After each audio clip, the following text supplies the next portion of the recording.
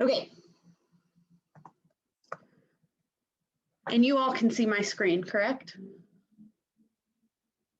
Yes, okay. So HuskyADAPT, we are an RSO, a student organization on the UW campus that aims to foster an inclusive, sustainable, and multidisciplinary community supporting accessible design and play technology.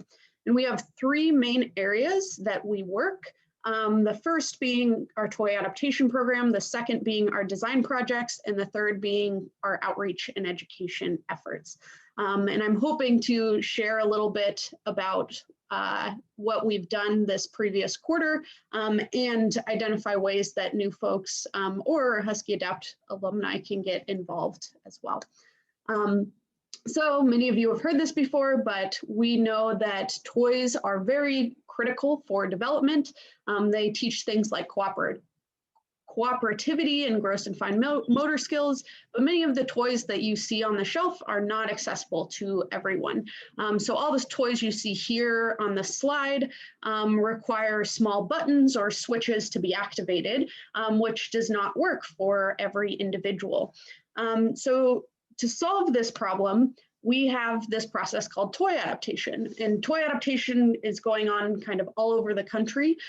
We're not the ones that developed this idea, but it's essentially a process that involves converting off-the-shelf toys to make them accessible by a wide variety of external switches and buttons. So the process actually just involves opening the toys up and installing this universal headphone jack.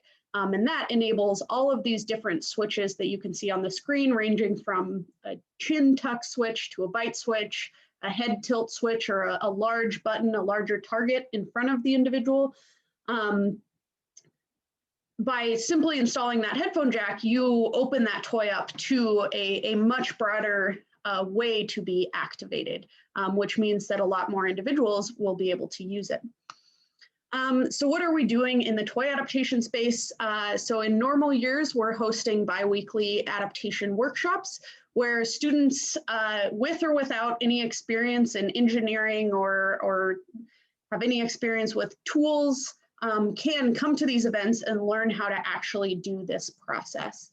As I said, these are open to both students and members of the community very regularly, and they're about 2-hour, pretty low commitment opportunities. We're also then taking all those toys that we adapt at workshops and donating them out to members of the Seattle and kind of Western Washington community.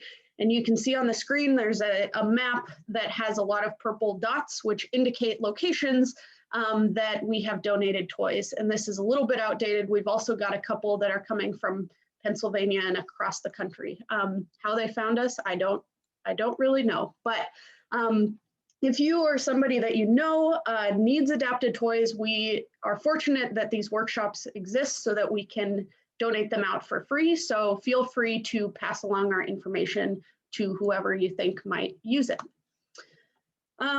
In winter 2020, we obviously had to adapt our toy adaptation program, and we were able to hold some virtual toy adaptation workshops that we were able to donate and continue adapting toys to be donated out into the community. We also, to support these workshops, received over $8,000 from the Student Technology Fund so that we could build kits and essentially send students home with soldering irons and screwdrivers and everything that they would need to adapt toys at home. And we've been continuing our toy donation program. So we've been donating to some early childhood centers as well as school districts and families in the area. So if you want to get involved in our toy adaptation program in spring 2021, we're still going to be continuing to do virtual toy adaptation workshops. And the first event is actually open for signups. So the first event will be April 21st from 5:30 to 7:30 p.m. In order to get the kits distributed, we will need folks to RSVP by April 16th. And in signing up for this event, one of our toy adaptation chairs will reach out to you and coordinate a time to actually pass off that toy adaptation kit. So you don't need to purchase any materials for yourself. We're going to provide all of those to anyone that signs up. This event will be open to anyone, so you don't need any experience to join us, and you don't need to be of a specific major to join us as well. And there will be a sign up via a link in the newsletter. It'll also be on our social media pages. So we know that toys are not the only thing that's critical for development. They're not the important thing, the only thing that are not designed for the needs of all users. There are many everyday items from kitchen utensils to kayaking equipment that we interact with on a daily basis. And so to solve this problem, we have teams of students that are working on accessibility related challenges. And they're given a challenge from a needs expert in the community that have identified an accessibility problem in their own life. And these teams work throughout the year to solve these problems and actually develop prototypes that they can hand off to the needs experts. The previous projects have ranged pretty drastically from adapted lunchbox that can be operated with a single hand to an adaptive Xbox controller that had this kind of arcade style. The teams this year, so we formed the teams in fall of 2020, and they've been working for the last 2 quarters on 4 different projects. The first being in developing an app for inpatient care at Seattle Children's Hospital. The second being in a low-cost gait trainer to improve mobility. The third being creating adaptive and engaging toys for children with autism spectrum disorder. And the fourth being a remotely controlled mobility solution. As you can see here, it's a little electronic ride-on car that's an alternative mobility aid to a wheelchair. So I'll pitch this. I know that we have some of our design folks here. The design teams are actually presenting at a review immediately after this. And I will, right at the end of this time, I'll post the Zoom link for that design review, but we would love for you to come ask questions and help our teams kind of at this stage in their designs. For spring of 2021, since we formed teams in the fall, if you're interested in joining a design team, please check back with us in the fall. We'll have new projects and we can kind of kick off those yearly designs. But if you're interested in supporting our design program in kind of the last quarter that they're working, like I said, you can join our design review. And we're hoping to do a virtual showcase at the end of this quarter so that the teams can kind of show off and celebrate the designs that they've come up with. All the links for upcoming design events will be available in the newsletter as well. The last kind of area that we work is in outreach and education, and we do, this looks like a lot of different things. It's both K through 12 outreach, going in and teaching students about toy adaptation and about accessible design.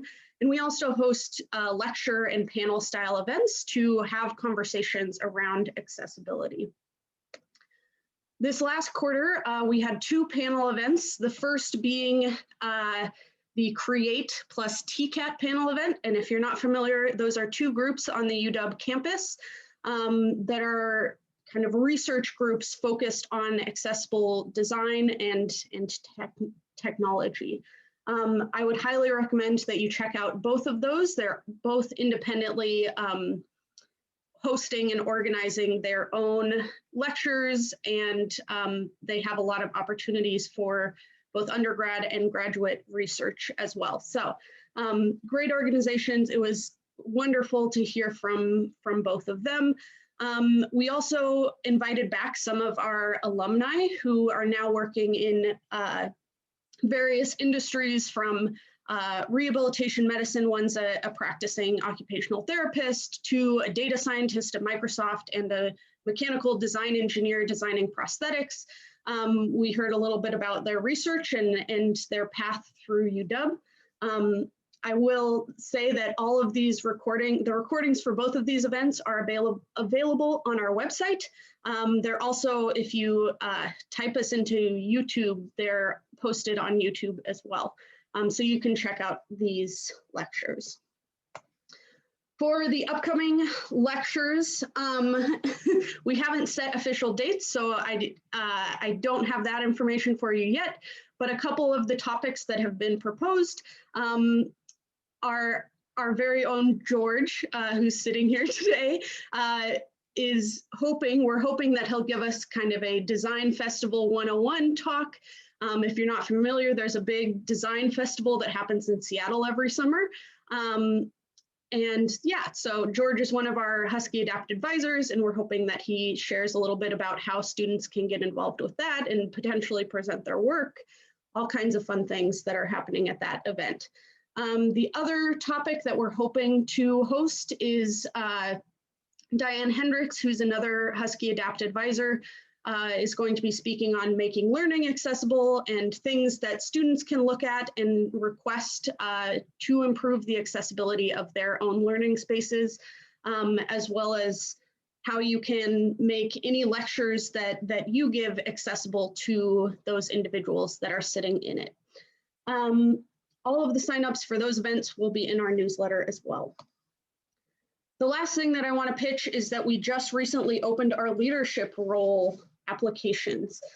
So for those that are not familiar, we have this kind of two-tiered leadership structure. We have our executive board, which includes the student chair. I am the student chair currently.